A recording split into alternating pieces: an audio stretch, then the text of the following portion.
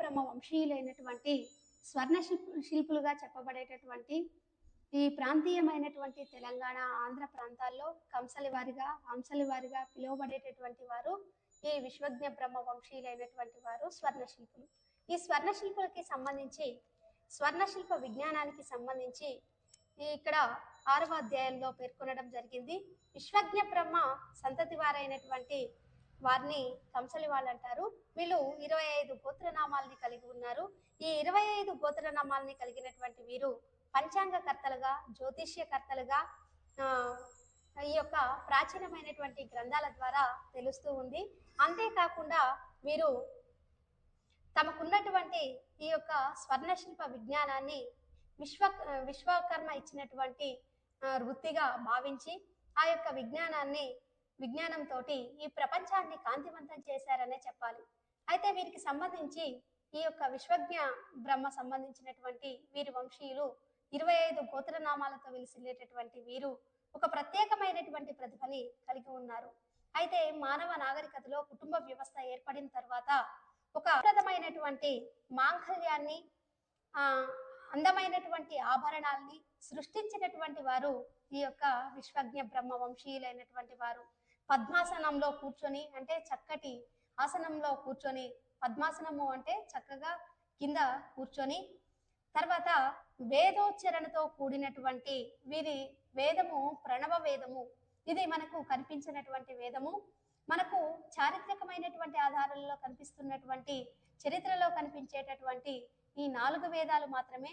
కానీ 5వ వేదమైనటువంటి ఈ యొక్క ప్రణవ వేదాన్ని వేద విద్యగా కలిగి, ఆ ప్రణవ వేదము ఏమిటి అంటే సకల వేదాలకి కూడా ప్రామాణికమైనటువంటి ఓంకార శబ్ద స్వరూపమైనటువంటిది ఈ ప్రణవ వేదము. సూర్యునిలో ఉన్నటువంటి రజస్సుకి ఆ యొక్క తేజస్సుని రంగరించి భూమిలో పుట్టి భూమిలో కలవనటువంటి ఒక లోహానికి అద్వితీయమైనటువంటి అందమైనటువంటి రూపాన్నిచ్చినది, నశించనిది అయినటువంటి ఆ బంగారానికి వన్నె తగ్గనటువంటి బంగారాన్ని వన్నె తగ్గని విధంగా మానవ జీవితంలో భాగం చేసినటువంటి వారు ఈ యొక్క స్వర్ణ శిల్పులు.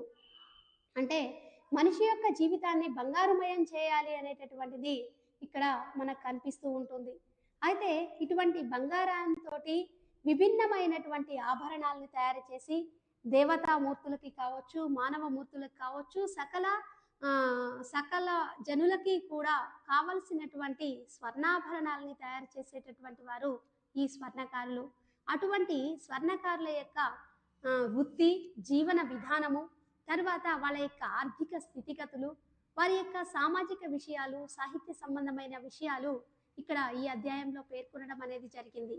అయితే స్వర్ణ శిల్పులు మనం పంచాంగకర్తలుగా కూడా చెప్పవచ్చు. ఈ పంచాంగకర్తలు అంటే ఏ విధంగా అయితే ఇక్కడ శిలాశిల్పులైనటువంటి వారు మనకు ఈ యొక్క ఋతువులకి సంబంధించినటువంటి, అంటే ఏ కాలంలో ఏ వర్షం వస్తే వర్షము, తర్వాత శీతాకాలము, వసంత ఋతువు, ఇక్కడ పువ్వులు వికసించటం, అంటే మనిషి జీవితం కావలసినటువంటి 6 ఋతువులు కూడా ఈ విధంగా నిర్దేశించినటువంటి వారు అధర్వణులైతే, ఇక్కడ ఆ 6 ఋతువులతో పాటు 6 ఋతువుల్లో ఉండాల్సినటువంటి మానవ జీవితంలో ఏం జరుగుతుంది అనేటటువంటి విషయాన్ని రాశి ఫలాల ఆధారంగా నిర్ణయించినటువంటి పంచాంగకర్తలుగా మనకి ఇక్కడ విశ్వజ్ఞ బ్రహ్మ వంశీయులు కనిపిస్తారు.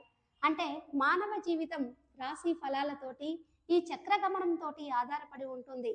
అయితే అలా ఆధారపడినటువంటి మనిషి జీవితంలో కష్టాలు, కన్నీళ్లు, సుఖాలు, శుభాలు ఎన్నో వస్తూ ఉంటాయి. అలాగే అలా ఎన్ని ఏర్పడినప్పటికీ కూడా మానవుల మధ్య ఒక బంధాన్ని ఏర్పరిచినప్పుడు మానవ సంబంధాల మధ్య ఈ యొక్క ఋతు ప్రభావం కానీ, కాల ప్రభావం కానీ ఇవేమీ కూడా అధిగమించలేనటువంటి ఒక అన్యోన్యతని, ఒక శుభాన్ని కలిగించాలి అనేటటువంటి ఉద్దేశంతో ఇక్కడ ఈ యొక్క స్వర్ణశిల్ప నిర్మాణం చేయడం అనేది జరుగుతుంది. శుభాన్ని కలిగించేటటువంటి శుభ సూచకమే సువర్ణము. సువర్ణము అంటే శుభాన్ని కలిగించేది అనే అర్థము, కాంతివంతమైనది అనే అర్థము. ఇక్కడ అంధకారము, కాంతి విహీనత అనేది ఏంటి అంటే చేదు ఫలాలకి, అంటే అక్కడ ఉన్నటువంటి వైఫల్యాలకి ప్రతీక. అయితే ఆ వైఫల్యం నుంచి కూడా, విఫలత నుంచి కూడా శుభాన్ని కాంక్షించేది స్వర్ణము అని చెప్పవచ్చు. అలా ఈ స్వర్ణాభరణాల్ని నిర్మించడం ద్వారా, తయారు చేయడం ద్వారా సకల జనుల్లో కూడా ఈ యొక్క సువర్ణ సూత్రాల ఆధారంగా శుభాన్ని కల్పించే, ఆనందాన్ని కల్పించేటటువంటి ఒక నిర్మాణం చేసేటటువంటి వారు ఇక్కడ విశ్వజ్ఞ బ్రహ్మ వంశీయులైనటువంటి స్వర్ణకారులని చెప్పాలి. అయితే దీనికి సంబంధించినటువంటివి మనకు ఎన్నో పుస్తకాల్లో ఆధారాలు కూడా కనిపిస్తూ ఉన్నాయి. మానవ జీవితంలో బంగారానికి ఎంత విలువ ఉంటుందో మానవ భవిష్యత్తుకి మనుగడకి కూడా అంతే విలువ ఉందనే చెప్పాలి. అయితే ఇక్కడ ఈ యొక్క సువర్ణ సూత్రాలని నలదమయంతుల యొక్క కథ కావచ్చు, లేకపోతే శివపార్వతుల యొక్క కళ్యాణం కావచ్చు, ఇటువంటి సందర్భాల్లో ఎన్నో రకాలైనటువంటి ఆభరణాలు నిర్మించినప్పటికీ ఆ యొక్క ఆభరణాల యొక్క ప్రత్యేకత ప్రతి కాలంలో కూడా, అంటే ప్రాచీన కాలం నుంచి నేటి కాలం వరకు కూడా వాటి యొక్క ప్రాశస్తి మనకు కనిపిస్తూనే ఉంది.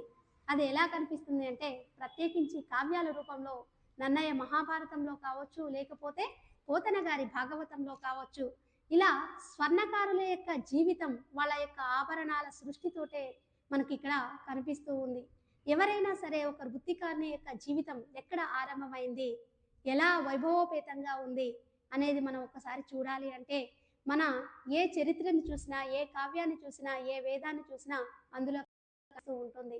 వైభవోపేతంగా ఉన్నటువంటి కాలంలో వాళ్ళు ధరించినటువంటి ఆభరణాలను బట్టి ఆ కాలం స్వర్ణయుగం అని చెప్తారు. కృష్ణదేవరాయల కాలం చెప్తారు, 16వ శతాబ్దం స్వర్ణయుగం అని చెప్తారు. ఎందుకు అంటే ముత్యాలతో కూడినటువంటి, రత్నాలతో కూడినటువంటి ఆభరణాలు ఉన్నాయి అంటే అయితే ప్రాచీన కాలంలో స్వర్ణకారులకి ఎంతో ప్రాముఖ్యత ఉండేది. అంతేకాకుండా స్వర్ణకారుల్లో కొందరు వైద్యులుగా, కొంతమంది గురువులుగా, ఉపాధ్యాయులుగా, అంతేకాకుండా వృత్తి ధర్మాన్ని అనుసరించి, అంటే ఒక గ్రామంలో ఉన్నటువంటి ఒక స్వర్ణకారుడు ఆ గ్రామానికి సంబంధించినటువంటి సకల విషయాల్లో కూడా ప్రజాశ్రేయస్సుని కోరుకునేవాడు అని చెప్పేసి చెప్పవచ్చు.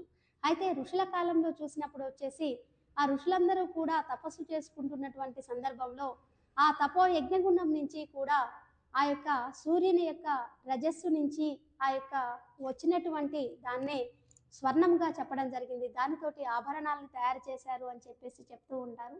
అలాగే దమయంతికి, నల దమయంతులకి కావాల్సినటువంటి సూత్రాలు కావచ్చు, ఆ నలుడు ఎన్ని కష్టాల పాలైనప్పటికీ కూడా ఆమె అలాగే అతన్ని గుర్తించడానికి, అతనికి మాత్రమే ఇక్కడ హరిశ్చంద్రుని యొక్క చరిత్ర కావచ్చు, ఇలా వాళ్ళ మధ్య, అంటే మానవుల మధ్య ఉన్నటువంటి బంధాన్ని ఏర్పరచడానికి, కుటుంబ జీవితానికి కావలసినటువంటి నేపథ్యాన్ని మనం ఇక్కడ ఈ యొక్క స్వర్ణకారులు సృష్టించినటువంటి ఈ యొక్క మాంగళ్య బంధాన్ని మనం ఈనాటికి కూడా చెప్పుకుంటున్నాం, చూస్తున్నాం.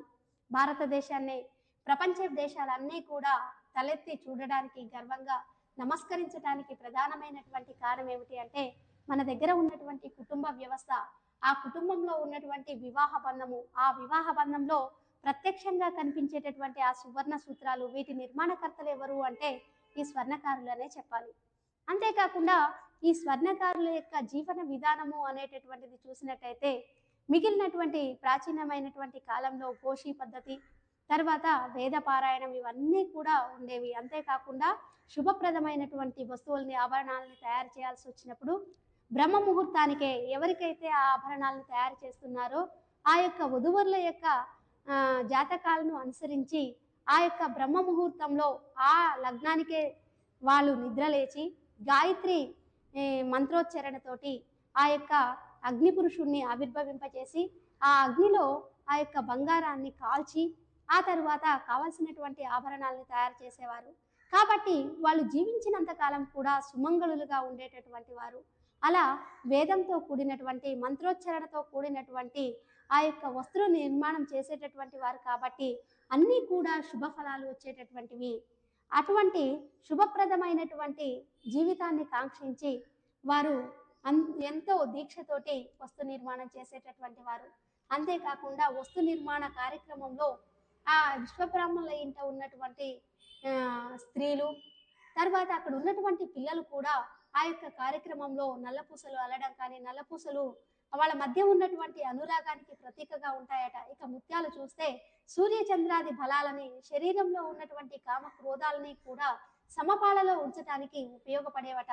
ఇలా ఆ సూత్రాలకి సంబంధించి, వాడేటటువంటి పూసలకి సంబంధించినటువంటి ఎన్నో తత్వ సంబంధమైనటువంటి, శారీరక ఆరోగ్య సంబంధమైనటువంటి విషయాలు, మనో సంబంధమైనటువంటి విషయాలని కూడా నిక్షిప్తమై ఉన్నాయి అని చెప్పేసి చెప్పవచ్చు.